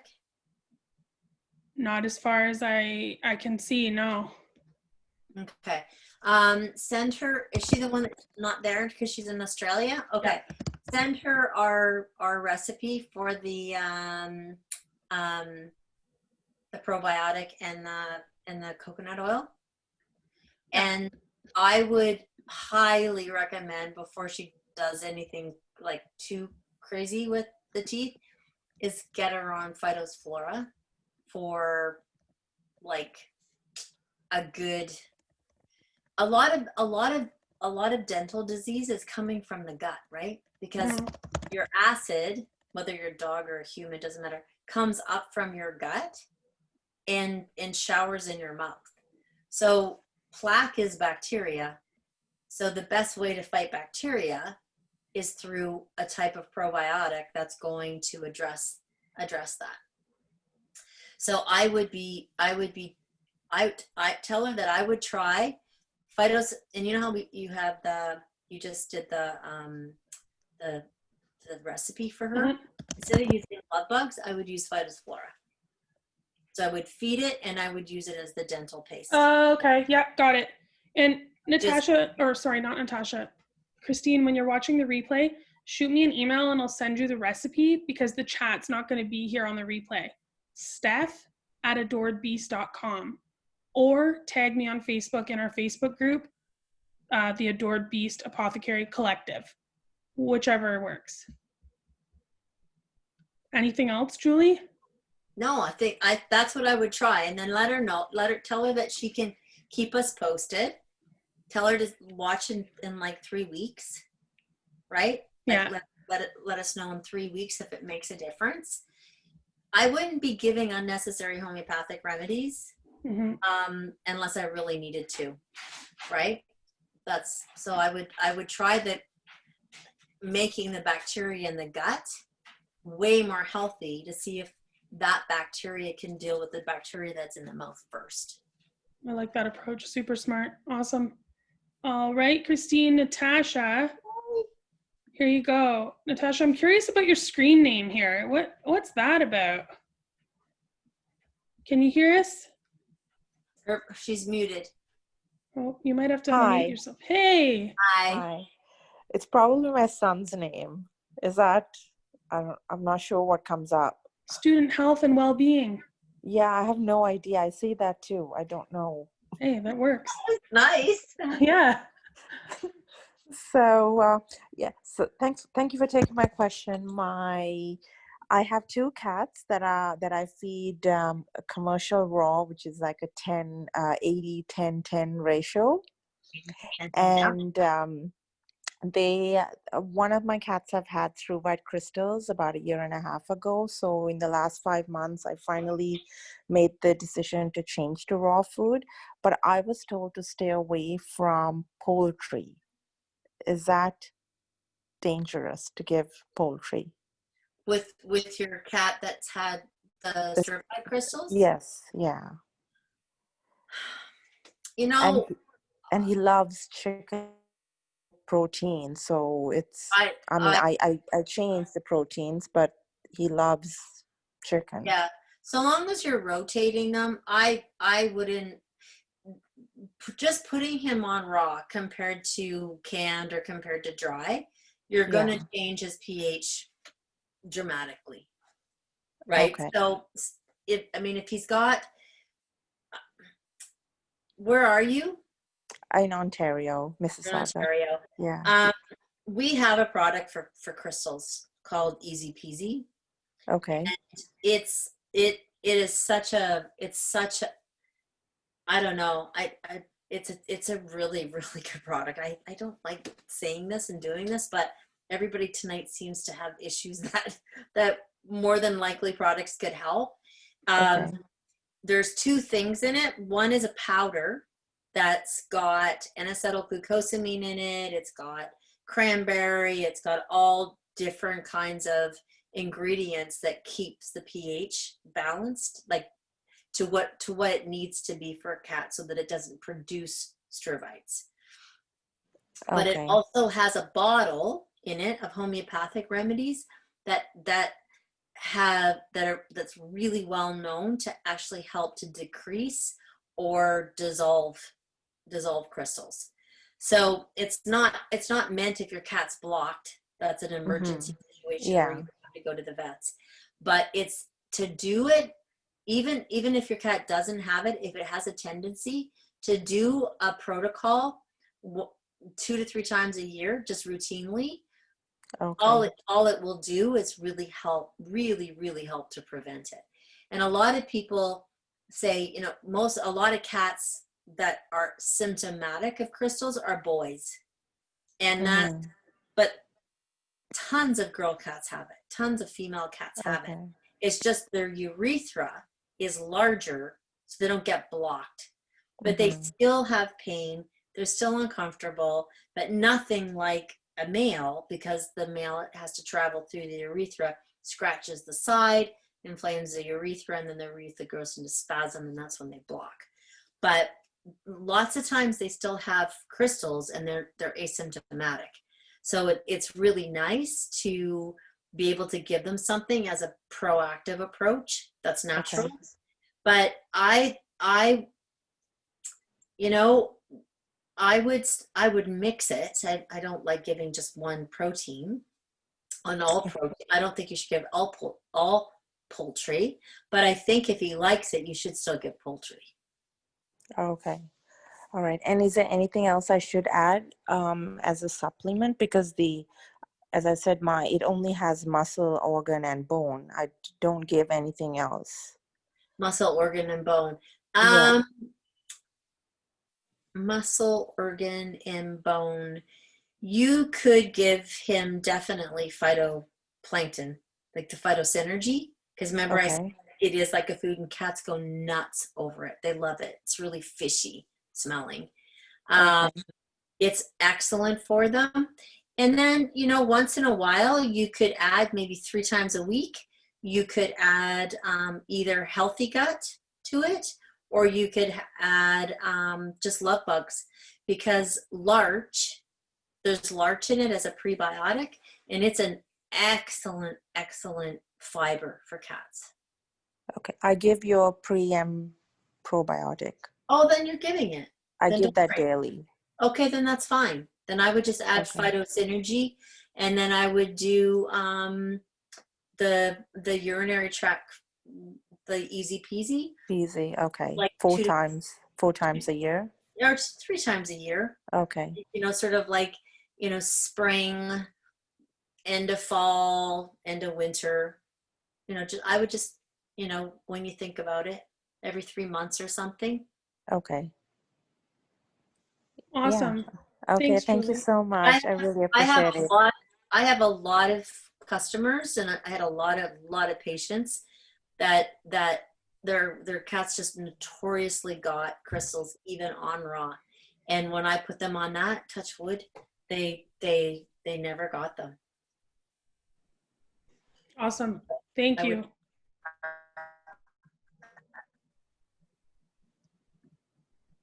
All right, Brittany. Julie, are you still with us? Me? Oh yeah, you're fine. Okay. All right, Brittany. Okay. Brittany's gonna ask one of her questions. Pardon? Brittany's gonna ask one of her questions. Okay. You should be able to talk, Britt. She's muted. Oh, it must come on muted, and you must have to unmute yourself, because I don't. Oh, there we go. Okay, Can you hear me now? Yeah. Hi. Thanks so much for taking my question. Hi. Okay, so I have 3 miniature dachshunds, and my little girl, who I've raised from, a baby, is 13 years old, and was just diagnosed with Cushing's. Luckily, we caught it like right at the beginning stages, because she gets a blood test every year, just because I like to keep up on things. Anyway, so my vet has started her on trilostane, and I'm wondering if there's anything else I can supplement her with to kind of support her body and her organs so she can be here as long as possible with a high quality of life. I do cycle off and on with the phytoplankton and the phytophthora and the love bugs, but I'm wondering if you had any other recommendations. I do. Liver tonic, 1,000,000 trillion billion %, and she should always be on it. Always, okay. Yeah. And I would always keep her on. I wouldn't even cycle through phytosynergy. I would just leave her on it. Okay. Because phytosynergy is really like, if I don't know whether it's adrenal, do you know if it's adrenal? If the It's the pituitary form. Pituitary, okay. Yeah. So so we still want to keep glands healthy as much as we Yeah. can. And she's super healthy now, so I definitely want to keep her that way. Yeah. And the other thing, you know what, because you wouldn't probably have to see her very often, is my friend, I don't know if you've ever heard her talk on this or not, but her name is Andrea Ring. She's a human and animal homeopath. I have had an incredible Cushing's protocol at my practice. Really? Yeah. I can't sell it. Through stores, but she does it. She uses the same protocol. It's super expensive, and I'm not telling you not to use the drug, but in thousands of cases, I would say that we were able to keep them incredibly healthy, not on drugs. Ooh. There were some that had to go on drugs, but I would say 90% of them, we had incredible success with it. Okay, awesome. Yeah, I'll give her a shout. Steph, can you put her info in the chat for me? You bet. Absolutely. And how many questions did you have? I had 3. Okay. Do you want to quickly say another one? Yeah. So the other one is to neuter or not to neuter. I have my 2 youngest are males, and one's 2 and one's 1. And I just hear conflicting information, so I want to know what you think. How are they? They're so freaking adorable, and even though they've sexually matured, they've kept their super nice personalities. The only thing that they've added is they bark at people. So it's not like they've gotten mean or anything. They're doxies. Yes. My mom and that comes from like a really special place in my heart, because my mom rescued dogs my whole life, but she had a real affinity with Dachshunds and Dobermans. Oh, yeah. All the Dachshunds and Dobermans were never adoptable.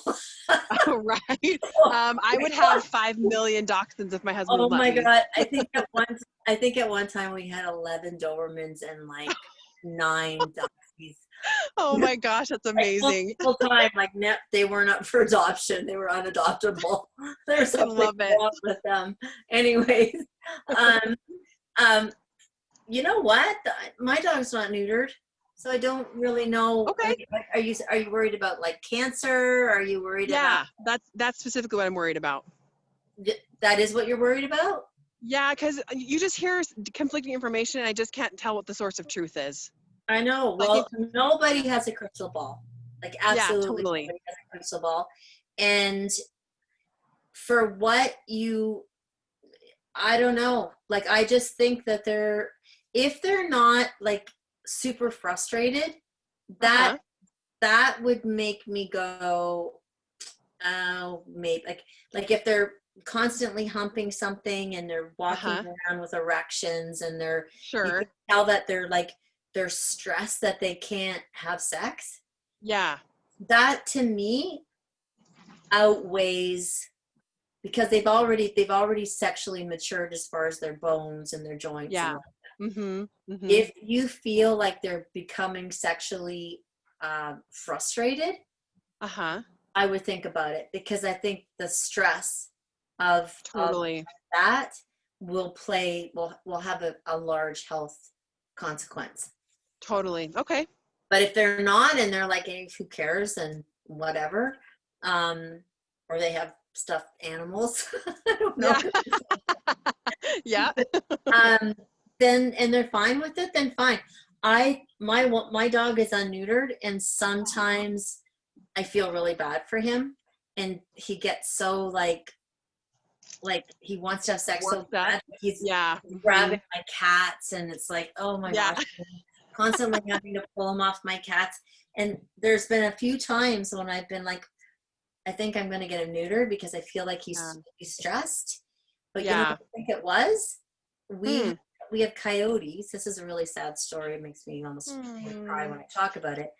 we had a local, a couple of coyotes, of male and female. And when she would come into heat, because I live on 100 acres, there's really not a lot of dogs around me. I think he smelled her coming in heat.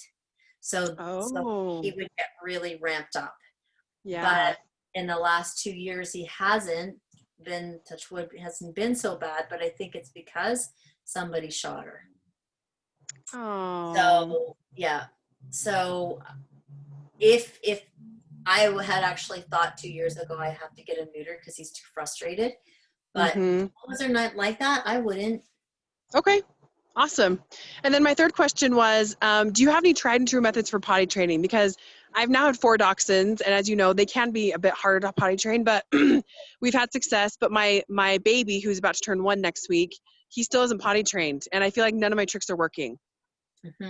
He's just peeing or pooing? Both. Both. Yeah. And the other ones go outside? Yes. What have you tried? Oh, I've tried the whole, every time you take them potty, you stand outside and praise them or give them treats when they go potty. I've tried like potty, like diapers, the diaper belts for the boys. So he learns, you know, when I take it off and I take him outside, he goes potty there. But he just potties in the belt. I can't, those are the 2 that come to mind. I'm sure there are other things I've tried, but. Do you notice if they go to the bathroom like within a certain amount of time after they've eaten? For him, it seems random. It doesn't seem tied to anything. And I noticed, you know, with the sexual maturing, you know, he started marking, which is normal. Yeah. But it seems to go beyond that now. It's not just marking. It's just like, oh, I don't want to go outside, so I'm just going to pee in my potty diaper. Is he smart? He's super smart. Like probably maybe the smartest dachshund I've ever had. Really? Yeah.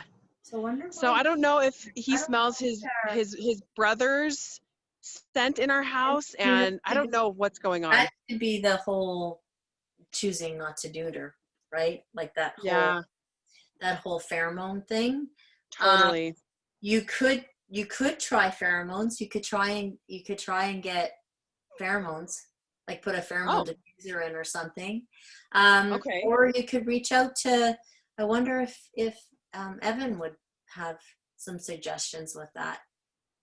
Who's Evan? Or Evan, his name is Evan Doggett. We had him on last week. He's a trainer. Okay. Or there is who's the woman for the separate? I'm so bad with human names. The separation.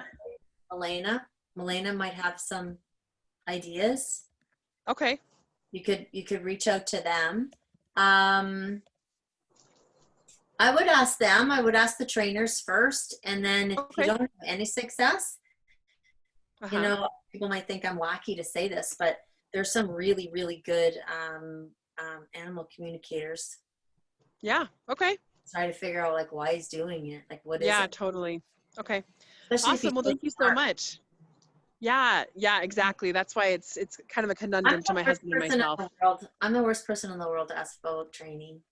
Yeah. Okay. My dog's probably the most untrained dog on the planet. Yeah. Awesome. Well, thank you so much. I appreciate it. Yeah, you're welcome. Thanks, Brittany. I put Milena DiMartini. She's a behavior specialist, and Evan Doggett, both their websites in the chat. All right, Doris. Oh, don't tell me Doris took off. Oh, no, there you are. Gotcha. Doris, it's your turn to ask your question if you'd like. I think you'll just have to unmute yourself. Oh, okay. Can you hear me? Yep. Well, Perfect. that was easy. Okay. What I wanted to ask is if there is a good protocol that you might have for a 10-year-old Boston Terrier that was recently diagnosed with kidney disease. He's currently on prescription kibble, the Hills Science diet, for the KD, and he doesn't like the kibble so much, so I mix it with the canned, and he's also taking 7.5 milligrams of enlapril, and I also mix in essential oils. I use frankincense and copaiba with him, and also a multivitamin. But he seems like he is hungry all the time, and I feel terrible. I add a little bit of home-cooked chicken or other meat to try and put in there, but our vet keeps saying to really watch the protein and the sodium and phosphorus, and it's like, oh Yeah. my God. I have a suggestion. Okay. Where are you? Pennsylvania. I would reach out to Billy Hoekman, because they have specific they have a vet prescribed foods now, raw foods, specifically for kidney failure, all different kinds of diseases, like different pathologies. They've got really, really specific protocols that work incredible. Because I will tell you this, I don't normally do this, and I don't want you to go off your food. Okay. But to me, what you're doing is completely counterintuitive. I would never, ever have a kidney failure animal on dry food. Oh, ever. okay. Ever. I mean, to me, it's one of the reasons why they get kidney failure. Dogs and cats absorb their fluid through the blood of their prey. So it's how they rehydrate is by having through the digestive process, not through drinking like we do. So when you feed an animal dry food, a dog or a cat, you clinically dehydrate them, because not only are they not getting enough moisture through the food, like actually in the food, but it draws moisture out of their body in order to break it down. So if you're going to keep them on prescribed food, that's fine, but I would be feeding him canned. I would not be feeding him the vet kidney food dry. Oh, wow. Okay. I mean, just Google it. I mean, I think it's the American Feline Medical Association isn't even recommending really dry food anymore specifically because of kidney failure. So, oh, wow. Okay. yeah, I definitely would not be feeding your dog dry dog food if it's got renal disease. Okay. Well, then I don't have a problem stopping that. But don't just jump over and go, I'm going to put them on raw. I would, work with your vet, work with Billy's vet, because Billy has, Answers Pet Food has a vet on staff that will work with you. And, but until you can get to talk to them, I would talk to your vet tomorrow and say that you're not comfortable feeding him dry food. And can you just put him on the canned food for now? Okay. What can I ask another question with the food? Are you familiar with Dr. Harvey's canine? It's a dehydrated. Would that be okay? You want to be careful with calcium phosphorus. You do. It's important to have that balance. That's why I'm saying, like, either go with the canned, and so that you're not worried about him being on dry. But how old is he? He's 10. He's 10. And what breed is he? Boston Terrier. Boston. That's not old for a Boston. Like, I would be doing these are the things I would do if he was my dog. Okay. I would be getting him on phoning your vet saying you're not comfortable with dry. You want to put them all on canned. Then I would reach out to Billy Hoekman and talk to him about him helping you. I don't think he charges consults even. Do they? They just, I don't even know. I can't remember. I'm not sure, but they have a whole kidney video. I put the link here in the chat on YouTube. Good. Erin mentioned it. Okay, good. So take a look at that video. I would be looking at that. And then I'd be putting him on Phytosynergy. I would be putting him on Liver Tonic for sure. I just ordered the Liver Tonic. Okay, good. And then I would be talking to, again, my colleague Andrea Ring, because there's incredible homeopathic remedies that can. The reason I met her is that she came to me. Her dog was in kidney failure. I think they gave this dog. Remember, she was telling this story when we were interviewing her. I think they only gave Toby like maximum 3 months to live, and he was 13 or 14, I think 13 when she met me. We completely changed his diet, put him on homeopathic remedies, and he lasted till he was 18. Oh, wow. So, and I've had lots and lots and lots of renal failure dogs be just fine and really compensate well with given the tools. So I would reach out to Billy, I'd reach out to Andrea, and I would talk to your vet, get him on some canned or just canned, and then use the phytosynergy and the liver tonic. Okay. All right. That sounds good. But there's lots you can do. Okay, great. Thank you so much. You're welcome. Julie, do we have time for one more? Yeah. Kira's got a question. Oh, Kira, are you still here? Oh, no. Oh, there you are. Gotcha. I'm here. There you go, Kira. Okay, you can hear me? Yeah. Okay, so I have a 13-year-old cockapoo who I changed her diet in January, and she ended up getting pancreatitis.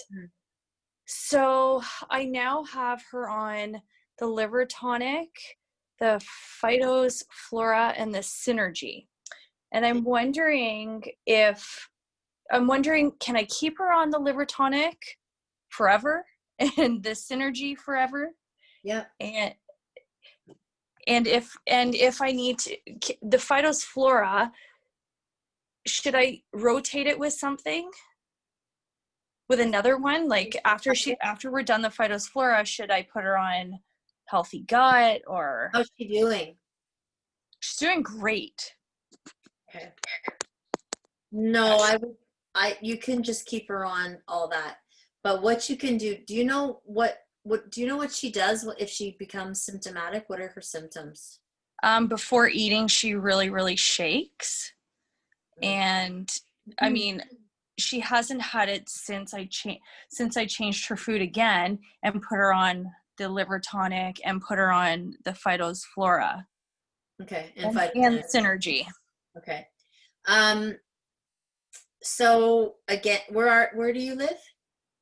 In Toronto. Oh, good. So I would have we have a thing called Go-To. Okay. I would have that on hand. And the second you see any symptoms, I would start giving that to her twice a day. Like as soon as you see symptoms, actually you can give it to her every 4 hours, 4 times.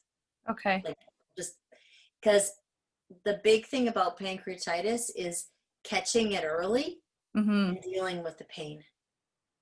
Yeah, she was in a lot of pain that we had to take her to the emerge. They get into a lot of pain. Yeah. So I know a lot of veterinarians, they don't do anything but pain meds for pancreatitis. So if you can get the Go-To, and as soon as you see symptoms, if you do ever see symptoms again, just give it to her every hour or every 2 to 4 hours. You can even give it to her every hour 3 times, and then every 4 hours 3 times, just to load her up with it. And then figure out what's caused it, because stress can cause pancreatitis, food can cause pancreatitis. There's lots of different things that can cause it. Lack of water, dehydration can cause it. So no, you can, those 3 things that you just mentioned, her age and what's going on, I'm not worried about having her on that all the time. Okay. So within all of this pancreatitis and changing her diet and everything, she also developed incontinence. But we haven't, like the vet hasn't really pinpointed why yet. So I'm wondering, should I just get the easy peasy and try her on that? No. Sometimes my personal experience why that can happen is because, did you ever notice that when she had pancreatitis, she had pain on her back? No, I didn't. It's a common symptom of, they get a lot of lower lumbar pain. A lot of dogs actually get diagnosed with back pain when it's actually pancreatitis. So I would be what kind of food did you put her on? What was it in? She's on a kangaroo mix. Okay. It's cooked, and it's designed for pancreatitis and GI issues. Okay. Is it lower in protein? Yeah, it's got 13% protein. And what was she on? She was on kibble for 13 years. Oh, wow. Okay. All right. So two things. I keep recommending Andrea, don't I? But you could call Andrea ring, but you don't need to have you don't have to have a consult with her, but you could get her her homeopathic hormone remedy. It's a canine. Okay. Yours is a female, right? She. Yes. Yeah. So you could get the canine spay. Yeah, she. The canine spay remedy. There's no side effects. And it works really, really well. And then there's another remedy called phosphoric acid. It works incredible for dogs with spay incontinence. Because I'm wondering if it's her back has affected the nerve. And also sometimes when you reduce protein strengthens muscle, right? And the sphincter is like a muscle or it needs protein. So all of a sudden when you decrease protein a lot, they can become incontinent until they sort of It makes sense because as soon as I changed her food, within like 2 weeks, the incontinence started. Yeah, that's it. So it's more than likely a decrease in protein. And then her sphincter isn't, her sphincter needs more protein, but kind of her pancreas doesn't. So, well, the reason why I changed her into a lower protein was because her liver enzymes were elevated. It's just a mess. That's normal with pancreatitis. That can be normal with pancreatitis. Okay. And so you know what, like again, you could reach out to Billy Hokeman too, because Answers Pet Food is going to be in Canada really soon. I'm sure he would talk to you about it. Okay. And get his thoughts. They've got some really good pathology recipe food stuff going on right now, like really good, really, really good. So I would do the phosphoric acid. I would reach out to Andrea. I would get the spay protocol, sure, because there's no side effects. You don't have to worry about that at all. And try that first, and then maybe ask Andrea about phosphoric acid. So you talk to Julie. She had told me to mention phosphoric acid. Okay, and then just keep her on liver tonic, keep her on the Phytos, Flora, and the energy. Yep, and maybe ask Billy what his thoughts are on diet. Okay, all right, that sounds great. Thank you so much. You're welcome. Okay, have a good night. Feeling better. Thank you. All right, Jim has a question, and then we might have to wrap up, Julie. I see Jim on here every time. Okay. How would you heal a mast cell tumor that is broken open twice? It's about the size of a lemon. We are using all the supplements you recommended, including Phytosynergy, Liver Tonic. Also supplements recommended by Dr. Rob Silver and Dr. Charles Loops.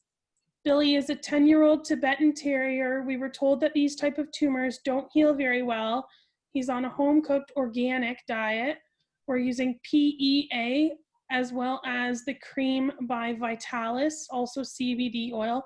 The tumor's at the base of his tail. It's not in a place that can be operated on. boy. Andrea's gonna kill me. Yes. I would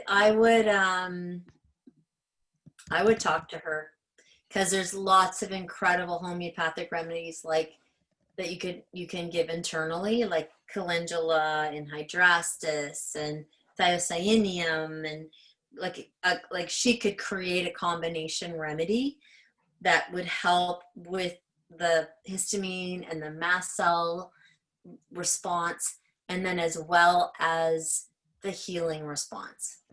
I really think that that's what you should do. I really do think that you should reach out to her. Your alternative to that, until you can get a hold of her, because I know she's so busy, is to get owies and oopsies, right? And dilute owies and oopsies. So use probably a quarter, like it's in a spray, but I would take the spray off. I would use about a quarter of a teaspoon to a quarter of a cup of chamomile and green tea. So steep chamomile and green tea, get a quarter of a cup of that tea, add a quarter of a teaspoon to half a teaspoon of owies and oopsies, mix it together and pack it. Put it right on the tumor, but then maybe try and find like a cotton, not cotton batten, but a cotton swab that doesn't it doesn't come off like cotton batten does, because that would be really bad. Get like those cotton gauze sponges or a face cloth and hold it on and see if you can keep it on there. I would try using that as well, because it has calendula, it has hydrastis, it has horsetail. It's got all kinds of healing qualities right in the owies and oopsies. So I would do that, and I would get a hold of Andrea, and I'll bet you anything she can put together something that will help to reduce the histamine and help it heal, or at least keep it from getting really necrotic and bad. Thanks, Julie. That's awesome. Jim, let me know if you need me to put Andrea's, the recipe, or the link to owies and oopsies in the chat again, and I will. All right. What do you say? You want to take it to the top of the hour and get really crazy? Yeah, we can. Is Tony gonna kill you? No, he's fine. Get crazy, they saying. There's 7 minutes. There's like 7 minutes before 10 o'clock. Sure, let's take 7 more minutes. All right, here we go. Michelle. I said I was going to do that last time, didn't I? I said I was going to go for 2 hours. And they love it. Everyone's so happy that it's, you know what, it's fun to make it interactive like this. Michelle, why can't I find your name here? Oh, there you go. Allow to talk. So yeah, there you go, Michelle. We can hear you. Great. It actually worked. Perfect. I couldn't see on my end. Usually I can tell when I have a mic, and I didn't see it until now. So, okay. So my question is really quick. Colostrum is always a go-to for me as far as pretty much anything, just because of the nutrients that are involved. I always use it for leaky gut. I always use it after any kind of antibiotic use, which I try to stay away from as much as possible. But my main question is, I'm in Karen and Rodney's group. Yeah. And I had asked her in the group about using it as an immune modulator, because my understanding was that the PRPs in it make it an immune modulator.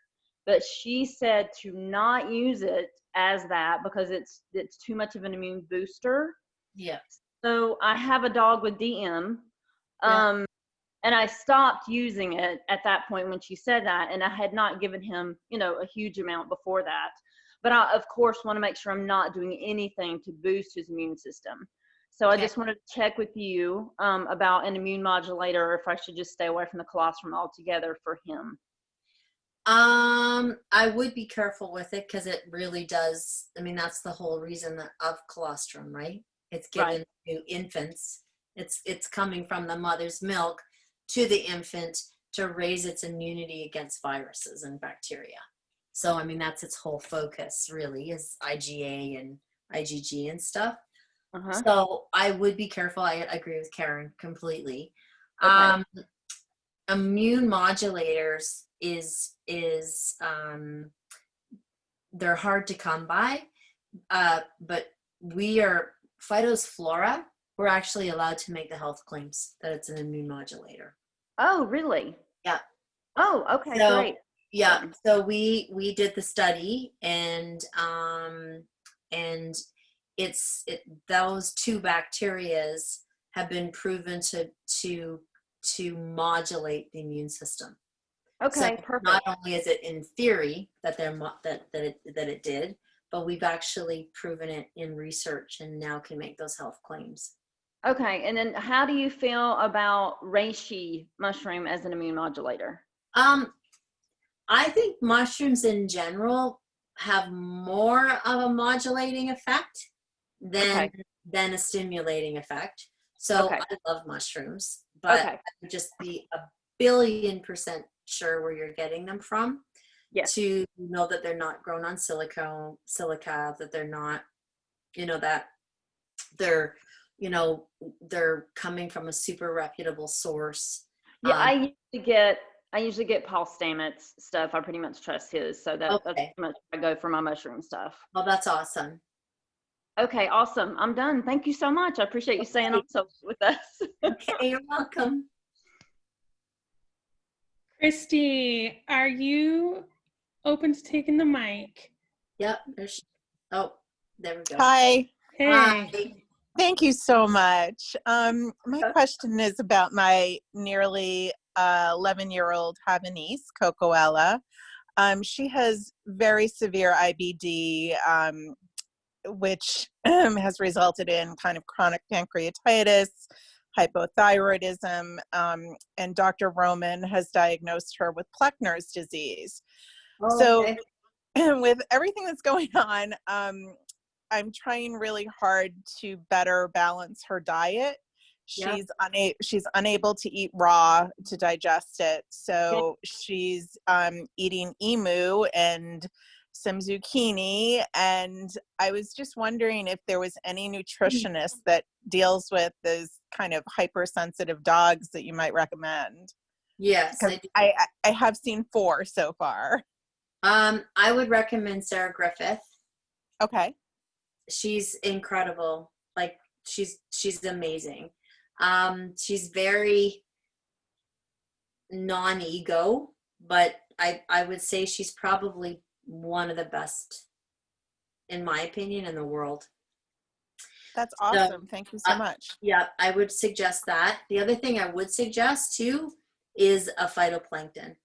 Yes, I started her on that about a month ago, and have seen improvement already. Yeah. And I listened to another live with you, and you had said dogs that are suffering with IBD, you might even give it to them twice. Yeah. A day. So I have been doing that with her.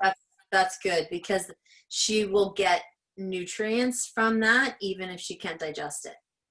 And should I be adding that with her food?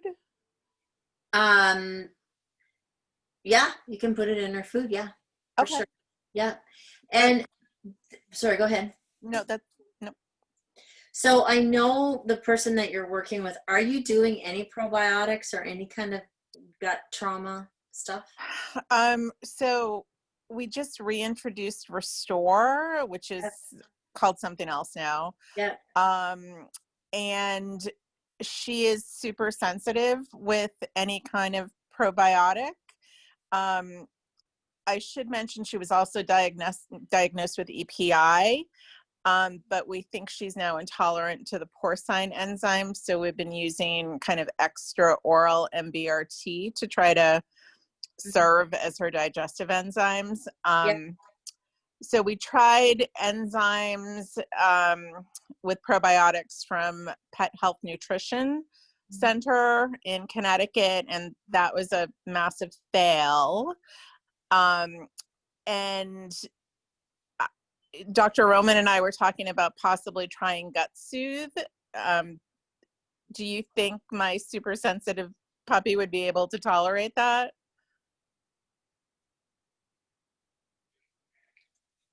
I want to say yes, but I think what's going on with your super sensitive puppy is, I think you got to do something to help with the gut lining, like the trauma, the actual mucosal lining. Yep. And how does she respond to Restore?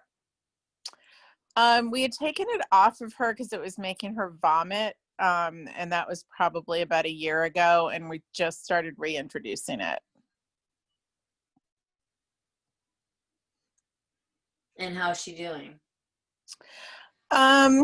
She's doing better, but she's not recovered from her kind of most recent flare / fall apart syndrome. So when something is this complex and this sensitive, my first go-to is homeopathy. Okay. To be really honest with you. Because homeopathy there's no crude substance. It's energetic medicine. And the most sensitive animals on the planet do so well. So when I hear all of this, like,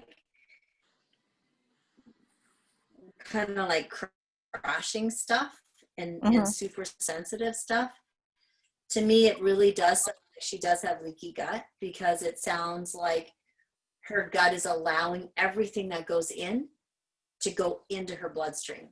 So she's crashing with everything, because even the nicest, bestest, most inert things are going into her bloodstream, and they're not supposed to be in her bloodstream, and they're not supposed to be in her bloodstream in its almost crude form. Are you following me? I really am. So then yes, she's taking something, she's eating it. Yeah. So there would be 3 things, and she is going to kill me, or even Sarah. Actually, you know what? Sarah's a really good homeopath. I've actually already contacted Andrea and have the spay homeopathic remedy that I'm starting her on this weekend.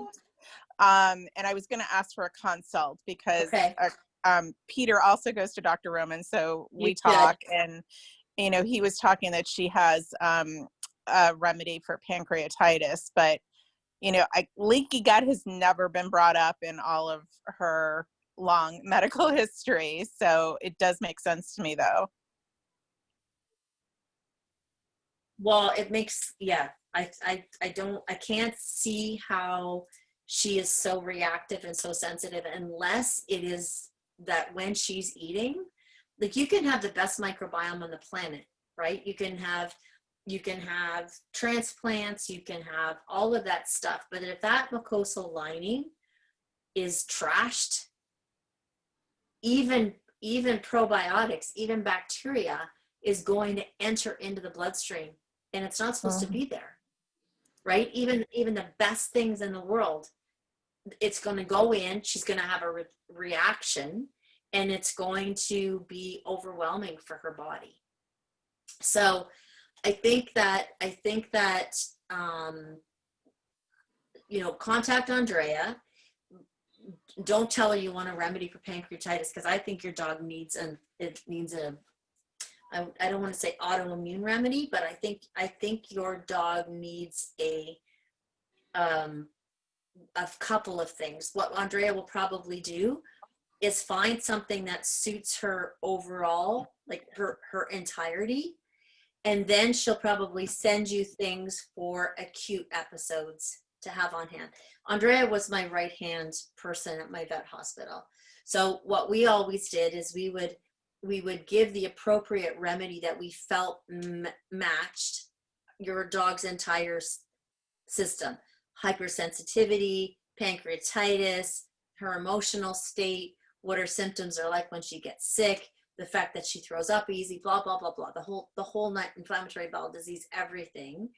But then she'll give you remedies to have on reserve. So then let's say Dr. Roman tries something with her and she reacts negatively, that you can give her that remedy immediately so that she can come back into homeostasis faster, and it doesn't take so much out of her for such a long period of time. So I definitely would be doing that. And of all the products, I would be thinking about Gut Soothe. I really would, but I would start her off with like a quarter of the dose. To start her off a quarter of the dose, start her every second day, a quarter of a dose, and see how she reacts to it. If she's okay, then go to a quarter dose every day. If she's still okay, then go to half a dose every day. But saying that, I would also be, if she's okay on that and everything's going okay, I would seriously be thinking again to be adding just the fact that she got weird with Restore, because Restore is humic and fulvic acid. That's what it is. That's its substance. Okay. So, and Phytosflora has humic and fulvic acid in it. Okay. It's really good, but you know what? Just do me a favor. Try the Gut Soothe the way that we said. Make sure that she stays on Phytosynergy, and I'd have her on Liver Tonic. Those are the 3 products that I would do. Get a hold of Andrea, get a consult, and tell Andrea that I would be happy to work with her. I don't do that normally, but I will, because this sounds like I think your dog needs some intense homeopathic treatment. Thank you so much, Julie. You've made me cry. Thank you so much. You're welcome. I really appreciate it. Thank you. And I will do all the things that you suggested. Okay. Hey, no crying. I can't handle Happy that. tears. Happy tears. Okay. Hey, thank you everyone so much for joining us tonight. How'd you like the interactive session? Was that cool or? Yeah, it was pretty cool. I really liked it. I think it's a lot more fun. It's nice. I think it's more precise. Right. Like you can read stuff, right? But then there'll be pieces missing, and then I need to ask you, and then you need to ask them back, and then there's a lag in between, and then you know what I mean? At least we're getting, I think this is much more precise. We can be a bit more precise. Mm-hmm. Yeah, and you can ask the questions right away, and have a short conversation. It's cool. Yeah. Thanks, everyone. We'll see you next week. And the guest is, I'm not going to release the guest quite yet. I'll let you know. Who's going to be on with us next week. Good night, everyone. Thank you. See you later.